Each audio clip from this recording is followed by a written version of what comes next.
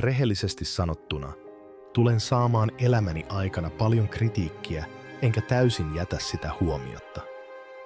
Kensingtonin palatsiin saapui tänä aamuna muistitikku, joka oli jätetty tavalliseen kirjekuoreen Williamin yksityispöydälle ilman palautusosoitetta. Muistitikun sisältämät tiedostot paljastivat Meghanin 18 kuukauden ajan toteuttaman huolellisesti dokumentoidun strategian, joka kohdistuu erityisesti Williamin lapsiin. Hänen 3 tunnin sisällä annettu vastauksensa on jo käynnistänyt tapahtumia, jotka muuttavat Sussexin tilanteen ikuisiksi ajoiksi, muistitikku, joka paljasti kaiken. William löysi kirjekuoren saapuessaan toimistonsa kello 7,53 tavallista aikaisemmin, mutta tyypillistä miehelle, jonka velvollisuudet harvoin sallivat kiireettömiä aamuja. Kirjekuori oli kermanvärinen kalliille paperille kirjoitettuna, eikä siinä ollut muita merkintöjä kuin hänen nimensä kirjoitettuna isoilla kirjaimilla etupuolelle. Hänen yksityissihteerinsä ei ollut nähnyt, kuka sen jakoi. Käytävältä otetut turvakamerakuvat eivät osoittaneet mitään epätavallista. Joku, jolla oli pääsy palatsin sisätiloihin, oli jättänyt sen tarkoituksella paikkaan, josta William ei olisi voinut olla huomaamatta sitä. Hän avasi sen varovasti. Turvallisuustietoisissa ympäristöissä koko elämänsä viettäneen ihmisen vaistot saivat hänet olemaan varovainen odottamattomien esineiden suhteen. Sisällä oli yksi musta merkitsemätön muistitikku ja käsin kirjoitettu viesti samanväriselle kermanväriselle paperille. Viesti sisälsi yhden lauseen. Teidän täytyy tietää, mitä hän on suunnitellut lapsillenne. Ei allekirjoitusta, ei selitystä, vain tuo yksi ainoa kylmäävä lausunto. William soitti ensimmäisenä palatsin turvahenkilökunnalle.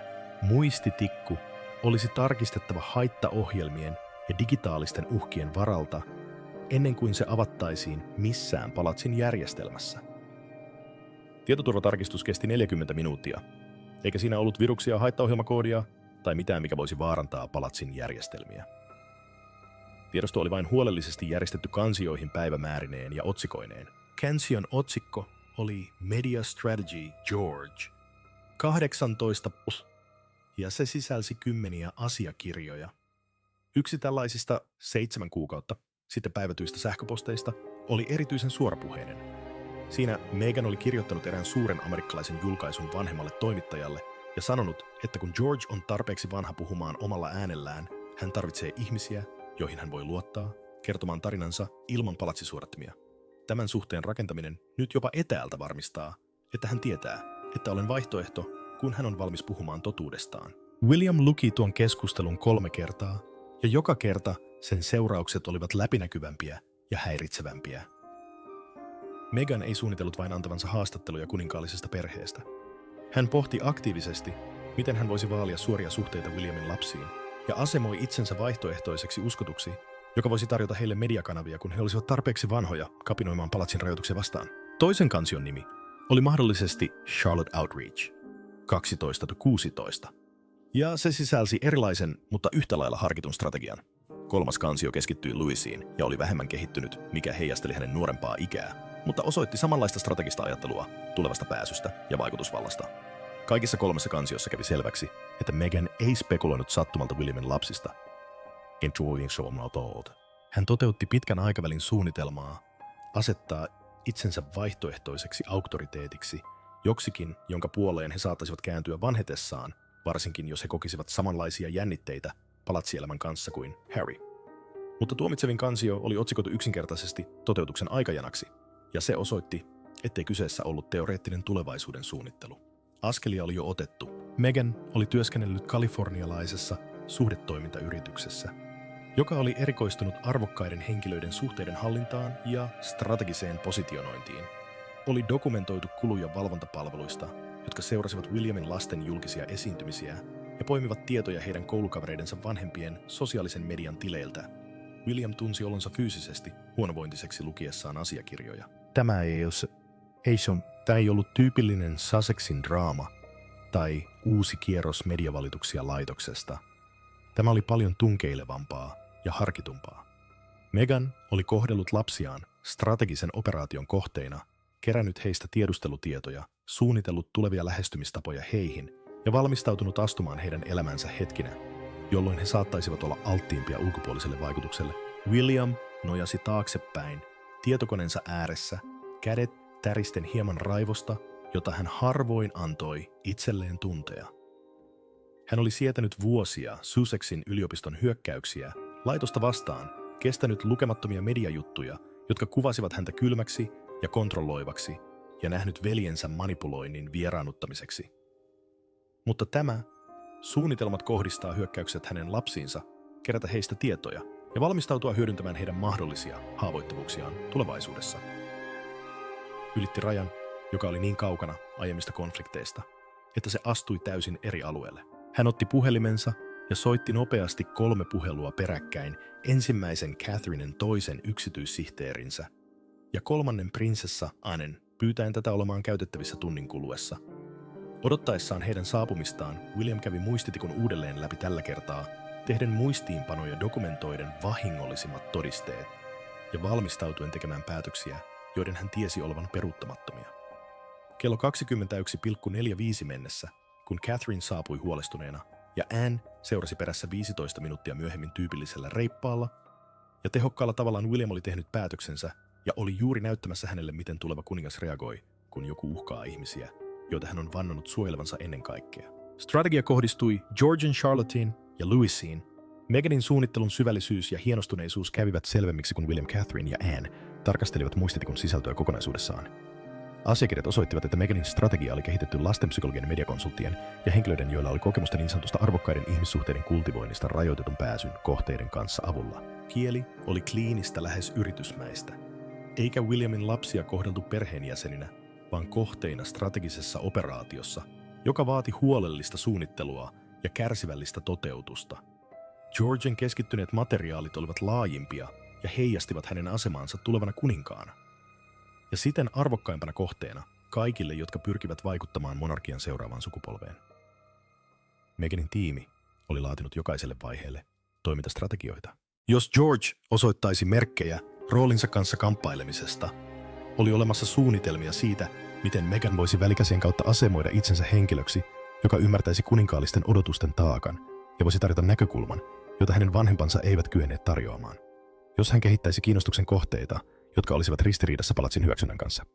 Oli olemassa strategioita siitä, miten Meghan voisi julkisesti tukea näitä kiinnostuksen kohteita, rakentaen yhteenkuuluvuutta ja kiitollisuutta. Jos hän kokisi minkäänlaista henkilökohtaista kriisiä, ihmissuhdevaikeuksia tai julkista virhettä, oli olemassa valmiita lähestymistapoja siihen, miten Meghan voisi hakea tukea, joka loisi emotionaalista velkaa ja tulevaisuudessa vaatisi apua. Charlotten materiaalit heijastivat erilaista, mutta yhtä lailla harkittua lähestymistapaa.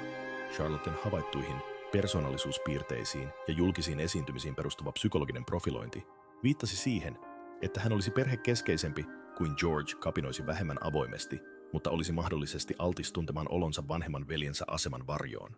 Meghanin strategia keskittyi vahvemman suhteen rakentamiseen Charlotteen, jossa hän oli mukana olemalla varjopuoli, ja ymmärtämään ainutlaatuiset haasteet olla tärkeä, mutta ei keskeinen. Useissa asiakirjoissa käsiteltiin sitä, miten Meghan voisi asemoittua Charlotten mentoriksi, jolla oli ollut samanlaisia dynamiikkoja omassa perheessään ja joka voisi tarjota ohjausta. Oli suunnitelmia siitä, miten luoda yhteyksiä mahdollisesti hyväntekeväisyystyön tai julkisen vaikuttamisen kautta Charlottelle tärkeistä asioista, jotta Meghan voisi rakentaa yhteyttä ja samalla vaikuttaa tukevalta eikä manipuloivalta. Useissa tiedostoissa nimenomaisesti mainittu tavoite oli varmistaa, että Charlotte pitäisi Meghania liittolaisena ja luottohenkilönä teini-ikään mennessä. Louisin materiaalit olivat vähemmän kehittyneitä ja niissä myönnettiin, että hän oli vielä liian nuori yksityiskohtaiseen strategiseen suunnitteluun, mutta ne osoittivat saman perustavanlaatuisen lähestymistavan. Mukana oli myös huomautus, jonka mukaan Louis nuorimpana ja kauimpana suorasta seuraajapaineesta saattaisi olla helpoin pääsykohde, jos lähestymistavat Georgine ja Charlotteen kohtaisivat vastustusta. Mutta mikä teki tästä kaikesta todella synkkää, oli Meghanin ilmeisesti luoma valvontainfrastruktuuri näiden strategioiden pohjalta luoman tiedon keräämiseksi. Muistitikku sisälsi todisteita palkattujen ilmiantajien verkostosta, joka antoi säännöllisesti päivityksiä walesilaisten lasten tilanteesta. Jotkut olivat entisiä palatsin työntekijöitä, jotka olivat lähteneet palveluksesta, mutta pitivät yhteyttä nykyisiin työntekijöihin. Toiset olivat Lambrookin koulun vanhempia, jotka olivat solmineet ystävyyssuhteita muiden perheiden kanssa ja raportoineet heille satunnaisista keskusteluista saamistaan tiedoista.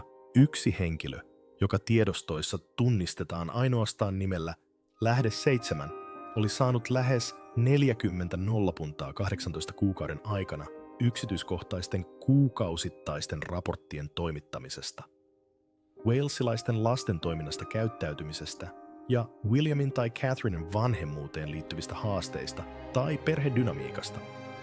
Seurantaa laajennettiin myös sosiaaliseen mediaan, ja vaikka Georgella Charlottella ja Louisilla ei ollut henkilökohtaisia sosiaalisen median tilejä heidän koulutovereillaan, ja perheen ystävien lapsilla oli. Meghanin tiimi oli seurannut näitä tilejä järjestelmällisesti käyttäen kehittyneitä työkaluja tunnistaakseen julkaisuja, joissa mainittiin tai kuvattiin walesilaisia lapsia ja poimimalla heidän toiminnastaan, ystävyyssuhteistaan ja kiinnostuksen kohteistaan tietoja, jotka eivät näkyneet palatsin viestinnässä.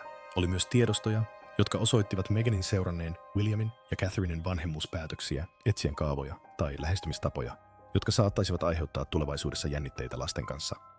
Päätöksiä koulutuksesta, itsenäisyyden sallimisesta ja medianäkyvyydestä dokumentoitiin ja analysoitiin mahdollisten paineenalkujen varalta. Yhdessä muistiossa ehdotettiin, että jos William ja Catherine pitäisivät tiukasti kurissa lasten julkista läsnäoloa teini-ikään asti, se loisi juuri sellaista kaunaa, jota Meghan voisi hyödyntää tarjoamalla vaihtoehtoisia väyliä julkiseen ilmaisuun. Catherinen mielestä häiritsevintä oli kansio, joka sisälsi jokaisen lapsen psykologiset profiilit. Profiilit oli kirjoittanut henkilö, joka väitti olevansa asiantunteva lapsen kehityksen ja perhedynamiikan asiantuntija. Profiilit menivät yksinkertaisia persoonallisuuskuvauksia pidemmälle ja tunnistivat erityisiä haavoittuvuuksia, epävarmuuksia ja painepisteitä, joita voitaisiin hyödyntää suhteiden rakentamiseksi tai riippuvuuden luomiseksi vaihtoehtoisista auktoriteeteista. Se kuulostaa tiedustelupalvelun kohdistamalta analyysille, ei perhesuhdesuunnittelulle. Kun he kolme istuivat Williamin toimistossa, muistitikkujen sisältö näkyi useilla näytöillä ja heidän kohtaamansa ongelman laajuus kävi selväksi. Kyseessä ei ollut ongelma, jota olisi voitu hoitaa varovaisella diplomatialla tai hiljaisilla perhekeskusteluilla. Kysymys oli kuitenkin nyt siitä, mitä asialle pitäisi tehdä. Ja William katsellessaan lastensa tiedustelukohteiden tavoin kirjoitettuja profiileja, strategioita, heidän tulevien haavoittuvuuksiensa hyödyntämiseksi todisteita 18 kuukauden valvonnasta, jota hän ei ollut koskaan havainnut, tiesi, että hänen vastauksensa täytyisi olla yhtä systemaattinen, yhtä kattava ja täysin armoton. Catherinen löytö viikkoja aiemmin. Mitä William ei tiennyt tarkastellessaan muistitikkujen tuhoisaa sisältöä, oli se, että Catherine oli seurannut epäilyttäviä kaavoja lastensa käyttäytymisessä lähes 6 viikon ajan. Kaikki oli alkanut lokakuun lopulla, kun Charlotte tuli koulusta kotiin ja mainitsi, että yhden hänen luokkatovereidensa äidit olivat esittäneet erityisiä kysymyksiä Walesin perheen joulusuunnitelmista. Charlotten mukaan kysymykset olivat tuntuneet oudoilta, liian yksityiskohtaisilta ja itsepintaisilta, ja ne olivat keskittyneet tarkalleen siihen, missä perhe olisi ja ketkä olisivat läsnä. Mutta sitten George oli maininnut samanlaisen keskustelun, jossa vanhempi kysyi koulun urheilutapahtumassa Williamin aikataulusta. Ja siitä alkoi perheellä vaikeuksia, kun hän oli poissa virallisissa tehtävissä. Jälleen kerran yksilöllisesti viaton. Mutta tapauksen tarkkuus ja se, että se tapahtui 2 viikon sisällä, saivat Catherinen vaistot kipeiksi. 3. tapaus oli ollut huolestuttavampi, sillä Catherine, henkilökohtainen turvallisuuspäällikkö, oli merkinnyt henkilön, joka oli valokuvattu Adelaide Cottagen lähellä 3 kertaa 2 viikon aikana, aina uskottavin perustein, koiran ulkoiluttamisen tai lenkkeilyn, mutta jonka läsnäolo tuntui pikemminkin tahalliselta kuin sattumalta. Kun suojelupäällikkö suoritti yksityisen taustatarkastuksen, henkilö osoittautui yksityisetsiväksi, joka oli erikoistunut heidän verkkosivujensa mukaan erillisiin tietopalveluihin. Tämä havainto muutti Catherinen epämääräisen huolen aktiiviseksi hälytykseksi. Hän ei ollut kertonut Williamille asiasta heti, koska hän tarvitsi enemmän kuin epäilyksiä ja yksityisetsivän, joka saattoi olla Windsorissa täysin muista syistä. Sen sijaan hän oli ottanut yhteyttä henkilöön, jonka kanssa hän oli työskennellyt aiemmin entiseen MI5-upseeriin, joka nyt johti yksityistä turvallisuuskonsulttiyritystä, joka palveli varakkaita yksityishenkilöitä ja yrityksiä, jotka tarvitsivat diskreettejä tutkintapalveluita. Catherine antama toimeksianto oli yksinkertainen. Selvittää, keräsikö kukaan aktiivisesti tietoja hänen lapsistaan, tunnistaa kuka oli sen takana.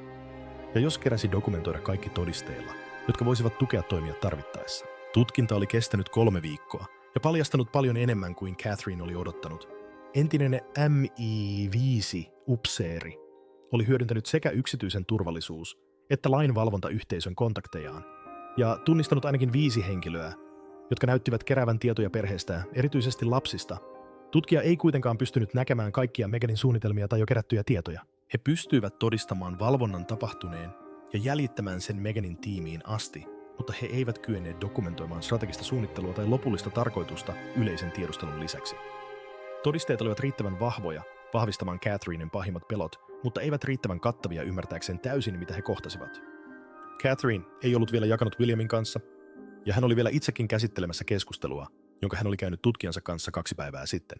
Tutkija oli paljastanut yhteydenottoja, jotka viittasivat siihen, että Meganin tiimi oli yrittänyt rekrytoida Walesin kotitaloudessa työskentelevää henkilöä ja tarjonnut huomattavaa maksua jatkuvasta pääsystä tietoihin ja niiden saamisesta.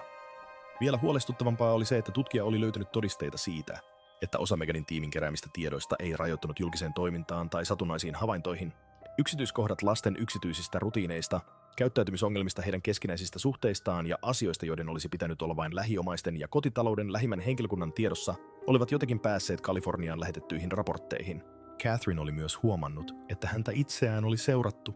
Vaikka seuranta olikin toissijaista lasten huomioimisen lisäksi, raporteissa seurattiin hänen vanhemmuuspäätöksiään päiväohjelmaansa ja yksityisiä keskustelujaan koulun tapahtumissa tai hyväntekeväisyystilaisuuksissa.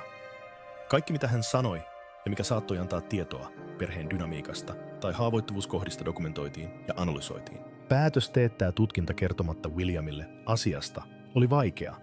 Heidän avioliittonsa perustui avoimuuteen ja kumppanuuteen, ja näin merkittävän asian salaaminen tuntui tuon perustan pettämiseltä.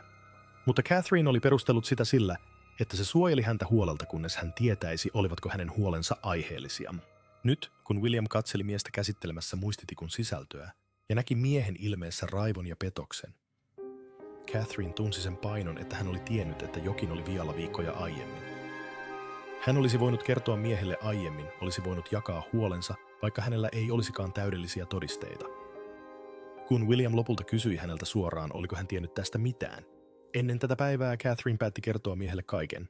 Williamin ensimmäinen reaktio oli monimutkainen, sillä osa hänestä oli vihainen siitä, että Catherine oli salannut tämän häneltä edes lyhyesti.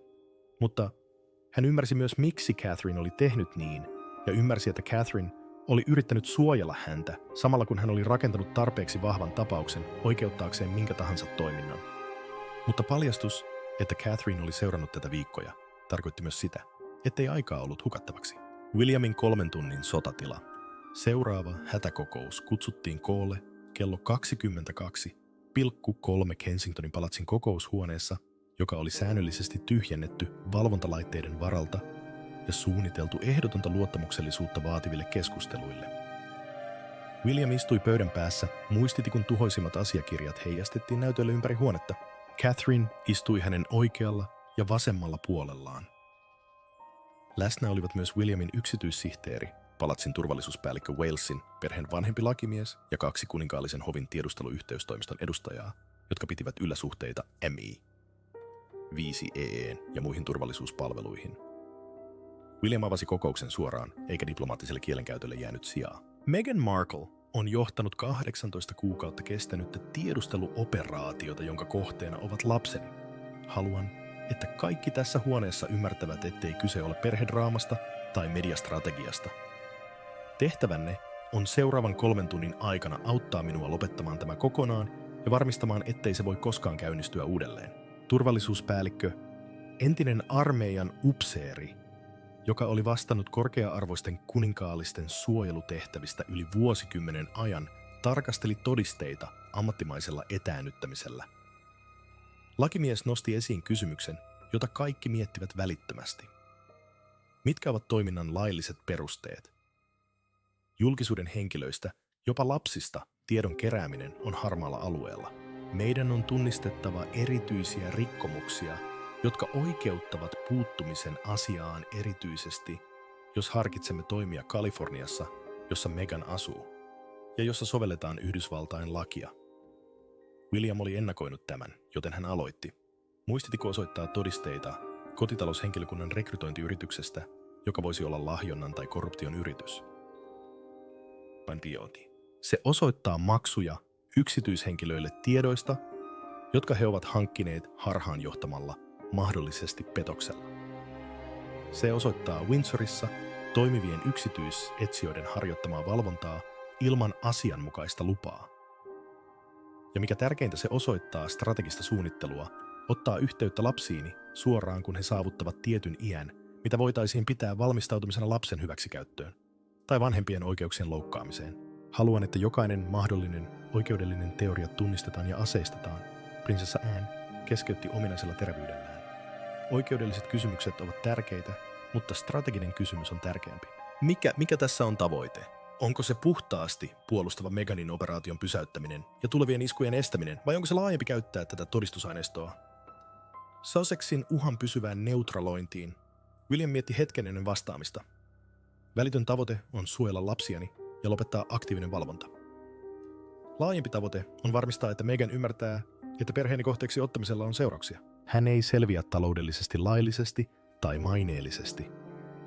Haluan hänen pelkäävän ajatellakaan lapsiani enää koskaan, ja haluan Harryn pakotettavan valitsemaan vaimonsa juonien ja kaikkien jäljellä olevien suhteiden välillä tähän perheeseen. Catherine nosti esiin käytännön huolenaiheen. Entä lapset, heidän on tiedettävä, että jotain on tapahtumassa ilman, että heitä pelotellaan tai että heitä saatetaan pakottamaan vaaraan. Yksityissihteeri käsitteli hallinnollisia ja perustuslaillisia näkökohtia. Hänen majesteettiaan on informoitava ennen kuin mitään toimenpiteitä tehdään. Myös pääministeri. Jos pyrimme yhteistyöhön lainvalvontaviranomaisten tai tiedustelupalveluiden kanssa, ja meidän on pohdittava, miten tämä vaikuttaa Sussexin tilanteeseen laajemmin, erityisesti käynnissä oleviin keskusteluihin Harryn asemasta tai mahdollisesta sovinnosta. Williamin vastaus oli välitön ja päättäväinen. Isälleni ilmoitetaan asiasta tänä iltapäivänä. Pääministeri, tänä iltana, mitä tulee sovintoon Harryn kanssa, tuo ovi sulkeutui juuri pysyvästi. En aio pitää yllä perhesuhdetta. Jonkun kanssa, joka on naimisissa, naisen kanssa, joka kohtelee lapsiani tiedustelukohteina. Seuraavat 2 tuntia käytettiin kattavan toimintasuunnitelman laatimiseen, jossa rinnakkaiset vaiheet etenivät samanaikaisesti. Lakitiimi valmistelee useita hakemuksia ja lopettamiskirjeitä Meghanille ja hänen kalifornialaiselle PR-yritykselleen vaatien kaiken tiedonkeruun välitöntä lopettamista, lähestymiskieltoja, yhteydenpidon estämistä Williamin lasten kanssa kaikilla keinoin sekä siviilikanteen, jossa vaaditaan vahingonkorvausta yksityisyyden loukkaamisesta, kotitaloushenkilökunnan lahjontajyrityksestä ja henkisestä kärsimyksestä. Turvallisuustiimi käynnistää kattavan vastavakoiluoperaation. Jokaista muistitikkuasiakirjoista lähteeksi tunnistettua henkilöä kuulustellaan poliisin tai palatsin turvallisuushenkilöstön toimesta. Nykyiset kotitaloushenkilöstöä edustavat henkilöt irtisanottaisiin välittömästi. Tiedusteluyhteyshenkilö koordinoisi tilannetta Moi Viisien kanssa selvittääkseen, oliko kansallisen turvallisuuden ulottuvuuksia olemassa. Catherine hoitaisi perheulottuvuuden keskustelemalla Georgian, Charlotten ja Louisin kanssa tapahtuneesta ikätasoisesti varmistaen, että he ymmärtävät ilmoittaa kaikista epätavallisista yhteydenotoista tai kysymyksistä aikuisilta, jotka eivät kuulu heidän normaaliin piiriinsä. Anne tarjoutui ilmoittamaan asiasta kuninkaalle ja tarjoutui suojelemaan Williamia keskustelulta, joka epäilemättä olisi emotionaalisesti vaikea. Isäsi tulee kamppailemaan tämän kanssa. Hän haluaa uskoa, että asiaan liittyy jokin selitys tai väärinkäsitys. Voin välittää tiedot ilman, että hänen suhteensa sinuun ja Harryn komplikaatiot sumentavat hänen arvostelukykyään. William otti tarjouksen vastaan kiitollisena ja ymmärsi, että äänen suorasukaisuus saattaisi olla juuri sitä, mitä Charles tarvitsi ymmärtääkseen tilanteen vakavuuden. Suunnitelman viimeinen osa koski erityisesti Harryä. William lähettäisi virallisen kirjeen laillisia kanavia pitkin varmistaakseen dokumentaation ja välttääkseen tunteellista keskustelua. Kirjeessä kerrottaisiin Harrylle löydöstä, annettaisiin hänelle todisteita Meghanin toiminnasta ja esitettäisiin hänelle selkeä valinta. Kello 1.45 mennessä sotahuone oli laatinut kattavan strategian, joka käynnistettäisiin muutaman tunnin kuluessa. Oikeudelliset hakemukset jätettäisiin Kaliforniassa työajan loppuun mennessä, koska aikaeron vuoksi tuomioistuimet olivat siellä vielä avoinna. Turvallisuushaastattelut aloitettaisiin välittömästi henkilöiden kanssa Isossa Britanniassa, jotka oli tunnistettu lähteeksi, ja virallinen ilmoitus toimitettaisiin Meghanille kello 17 Lontoon aikaa mennessä, mikä merkitsisi hänen Kalifornian aamuaan, ja antaisi hänelle minimaalisesti aikaa koordinoituun vastaukseen. Oikeudelliset toimet. William aloitti toimintansa välittömästi.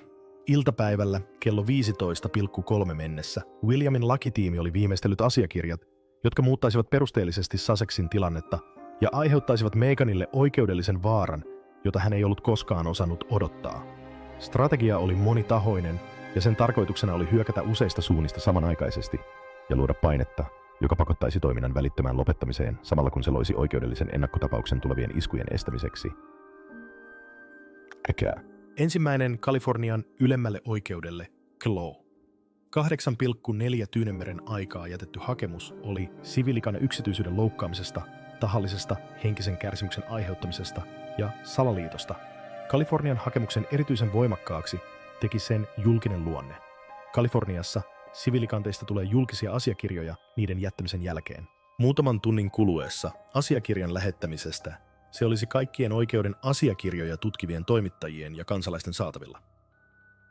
Williamin asianajajatiimi oli kirjoittanut kanteen tietäen, että siitä tulisi julkinen varmistaen, että jokainen väite oli huolellisesti laadittu sekä oikeudellisesti perusteltavaksi että julkisesti Meghanin maineelle vahingolliseksi.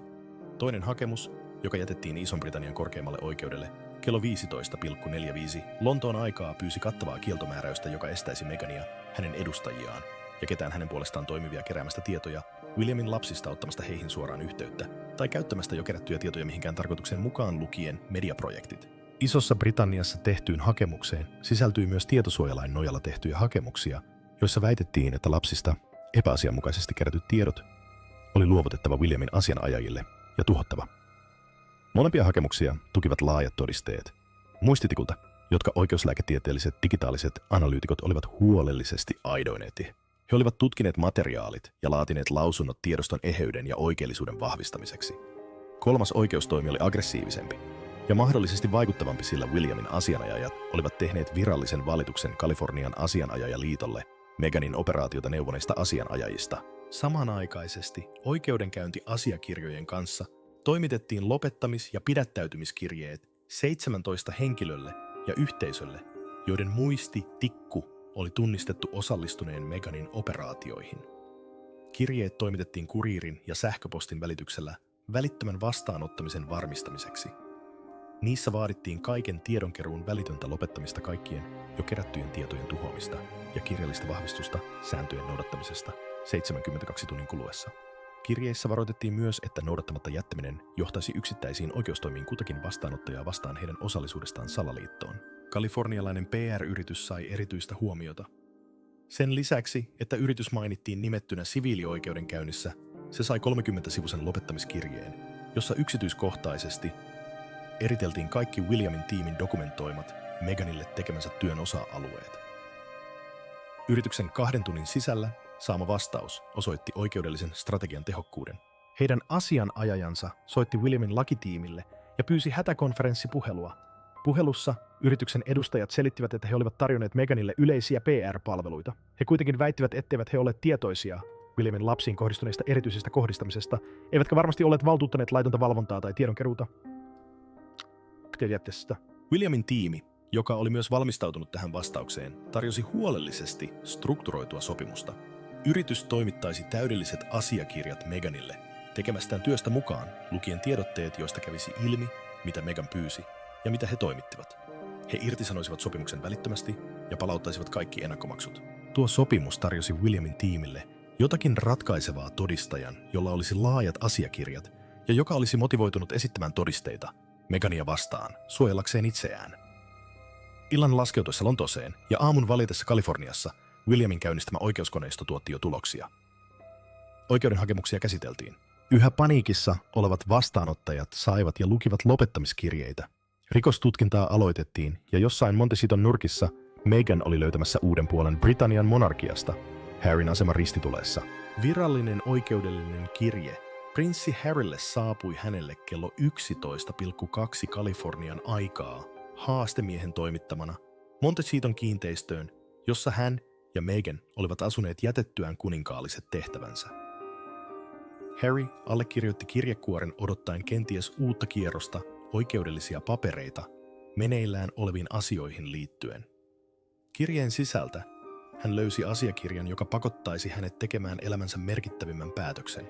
Kirje, joka oli kirjoitettu virallisella lakikielellä, jolla virallinen asiakirja luotiin, esitti kliinisen yksityiskohtaisesti Williamin tiimin löydökset.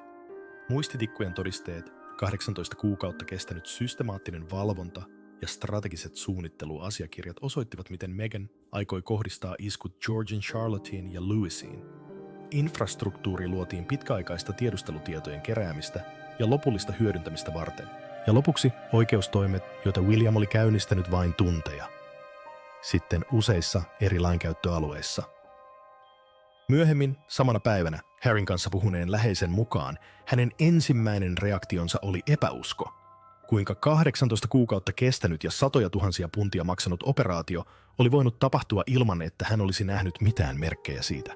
Mutta kun hän luki liitteenä olevia liitteitä, muistitikun otteita, jotka sisälsivät Meganin omia viestintä- ja suunnitteluasiakirjoja, epäusko väistyi joltain muulta.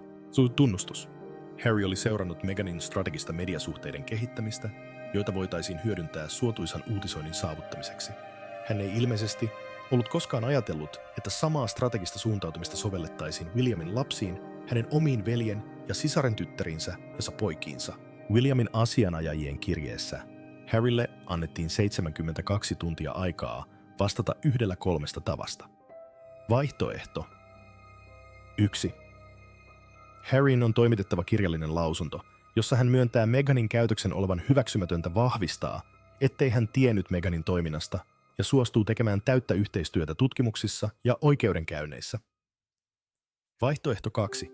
Harryn on toimitettava todisteita siitä, että hän tiesi Meganin toiminnasta ja yritti pysäyttää sen tai ilmoittaa siitä asianmukaisille tahoille. Tämä vaihtoehto edellyttäisi Harryltä todistajaa vaimoaan vastaan ja sen toimittamista sekä asiakirjoja, jotka osoittaisivat hänen yrittäneen estää vaimonsa toiminnan. Käytännössä se olisi mahdotonta, ellei Harrylla olisi asiakirjoja, joiden olemassaolosta kukaan ei uskonut. 3. vaihtoehto, ei vastata eikä puolustaa Meganin käytöstä. Tätä vaihtoehtoa tulkittaisiin tunnustuksena siitä, että Harry joko osallistui Williamin lasten kohteeksi ottamiseen tai hyväksyi sen ja se johtaisi kaikkien perhekontaktien pysyvään lopettamiseen oikeustoimiin Harryn kuninkaalliselta perheeltä saamien etuuksien takaisin saamiseksi ja mahdolliseen rikostutkintaan, jos todisteita hänen suorasta osallisuudestaan ilmenisi. Kirjeessä tehtiin selväksi, että William ei ollut kiinnostunut keskustelusta, sovittelusta tai perheen kanssa käydystä vuoropuhelusta, koska kyseessä oli oikeudellinen uhkavaatimus, jolla oli määritellyt vaihtoehdot ja aikataulut. Harryn vastaus dokumentoitaisiin sitä, voitaisiin käyttää oikeudenkäynneissä, ja se määrittäisi pysyvästi hänen suhteensa biologiseen perheeseensä. 4. vaihtoehtoa, jonka avulla hän olisi voinut pysyä puolueettomana tai etäisenä, ei ollut. Kylmänä analysoituna, Harryn asema oli lähes mahdoton. Jos hän valitsisi vaihtoehdon 1, tunnustaisi Meganin käytöksen ja eroaisi hänestä, hän käytännössä päättäisi avioliittonsa tai ainakin loisi ylitsepääsemättömän välirikon. Megan pitäisi sitä petoksena, todennäköisesti hakisi avioeroa ja varmasti varmistaisi, että Harryn suhde omiin lapsiinsa mutkistuu oikeudenkäyntien ja vihamielisyyksien vuoksi. Jos hän valitsisi vaihtoehdon 3 kieltäytyen tuomitsemasta Megania tai pysyen hiljaa, hän menettäisi kaikki yhteydet brittiläiseen perheeseensä pysyvästi. Hänen lapsensa kasvaisivat ilman suhteita serkkuihinsa, isoisänsä, setäänsä ja tätiinsä. Harry itse olisi vieraantuneempi, ei keskinäisen perheongelman vuoksi, vaan dokumentoidun valinnan vuoksi tukea jotakuta, joka oli kohdistanut lapsiin hyväksikäyttötarkoituksensa. Vaihtoehto 2 todistajan reitti oli teoriassa mahdollinen, mutta käytännössä mahdoton, ellei Harry olisi ollut tietoisempi Meganin toimista kuin todennäköiseltä vaikutti. Ja vaikka hänellä olisikin dokumentaatiota vaimoaan vastaan, todistaminen tuhoaisi avioliiton, eikä tarjoaisi takeita perhesuhteiden palautumisesta. Williamin kirjeessä ei luvattu yhteistyön tuomia kustannuksia, ainoastaan yhteistyön laiminlyönti. 72 tunnin aikataulu oli tarkoituksella tiukka. Harry ei voinut käyttää aikaa neuvotteluihin kompromissin löytämiseen tai strategisen vastauksen koordinointiin Meganin lakitiimin kanssa. Hänen täytyi tehdä päätös nopeasti annettujen tietojen ja esitettyjen vaihtoehtojen perusteella. Paine oli tarkoituksellista, ja sen tarkoituksena oli pakottaa aitoon valintaan laskelmoidun strategian sijaan. Meganin reaktio, kun Harry näytti hänelle kirjeen ja selitti Williamin käynnistämät oikeustoimet, oli raju ja puolustuskannalla. Hän luonnehti muistitikkua varastetuksi omaisuudeksi, väitti sen sisältävän tekaistuja tai väärennettyjä materiaaleja ja muodosti Williamin oikeustoimet kostonhimoiseksi hyökkäykseksi jonkun taholta, joka ei ollut koskaan hyväksynyt häntä perheenjäsenekseen. Hän väitti, että kaikki tiedonkeruu oli ollut puolustustarkoituksessa, tarkoituksena suojella häntä ja Harryä palatsin manipuloinnilta ja Williamin tiimin koordinoimilta mediahyökkäyksiltä. Mutta tämä puolustus kohtasi perustavanlaatuisen ongelman. Muistitikku sisälsi Meganin omia viestejä hänen omin sanoin, joissa hän kuvaili strategioita Williamin lasten kohdistamiseksi hyökkäyksiin ja ilmaisi aikeita, joita ei voitu muotoilla puolustuskäyttäytymisiksi tai suojeleviksi. Harry kohtasi kriisin, joka meni oikeudellisen vaaran tai perheen vieraantumisen pidemmälle. Hänen oli kohdattava se tosiasia, että hän oli saattanut mennä naimisiin jonkun kanssa, joka voisi kohdella lapsia, mukaan lukien omia veljeniä ja sisaren tyttäriään ja poikiaan tiedustelukohteena pitkän aikavälin kaupallisessa ja henkilökohtaisessa strategiassa. Ja hänen oli päätettävä, oliko uskollisuus tälle avioliitolle kaikkien muiden perhesiteiden pysyvän menettämisen ja mahdollisten oikeudellisten seurausten arvoinen, jotka voisivat seurata häntä vuosia. Joulukuun 6. Päivän aamuun mennessä 48 tuntia 72 tunnin päätöksentekoajan alkamisen jälkeen Harry oli tiettävästi ottanut yhteyttä omaan asianajajaansa, joka ei ollut hänen ja Meghanin yhteisiä asianajajia. Pelkästään tämä toimenpide viittasi siihen, että hän ainakin harkitsi ensimmäistä vaihtoehtoa, mutta oli epävarmaa, antaisiko hän todella Williamin vaatimukset täyttävän kirjallisen vastauksen. Varmaa oli, että Harryn asema oli tullut kestämättömäksi. Hän ei voinut enää pysyä molemmissa perheissä, eikä voinut ylläpitää yhteyttä Windsoriin ja pysyä samalla naimisissa jonkun kanssa, joka oli julistanut operatiivisen sodan sen seuraavaa sukupolvea vastaan. Williamin uhkavaatimus pakotti hänet valitsemaan, ja 72 tunnin kello kävi umpeen. Kun kello umpeutui, Harry olisi joko lähettänyt vastauksen, joka täytti Williamin vaatimukset, tai hän olisi toiminnallaan tai toimimattomuudellaan päättänyt hyväksyä pysyvän vieraantumisen kaikista muista, paitsi vaimosta, jonka strateginen perheen kohdistaminen oli luonut tämän mahdottoman valinnan. Niille, jotka muistivat veljesten läheisen suhteen ennen avioliittoja, instituutioita ja etäisyyttä, jotka ajoivat heidät erilleen, oli tragedia se, että edessä oli ollut oikeudellisia uhkavaatimuksia, dokumentoituja petoksia ja pakotettuja valintoja mahdottomien vaihtoehtojen välillä. Mutta tragedia oli myös selvä. Harry olisi voinut valita perheen tai Meghanin, mutta illuusio siitä, että hän voisi jotenkin ylläpitää molempia. Että aika parantaisi sen, mikä oli särkynyt, että rakkaus ja veri voittaisivat kaiken muun, oli kuollut sillä hetkellä, kun William avasi nimettömän kirjekuoren ja sai selville, mitä hänen veljensä vaimo oli suunnitellut hänen lapsilleen. Teidän seuraavassa videossa